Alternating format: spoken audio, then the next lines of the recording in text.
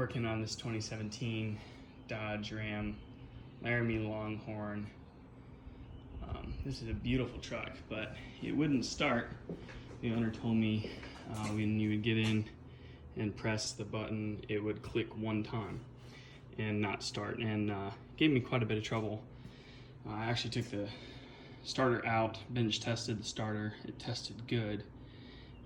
So I put it back in and put a charge on the battery for a while, and then I turned the battery to engine start, and everything looked great before. I mean, when we would try to start it before, all the lights were really bright, the headlights were bright, seemed to have plenty of power, but I think that was the problem.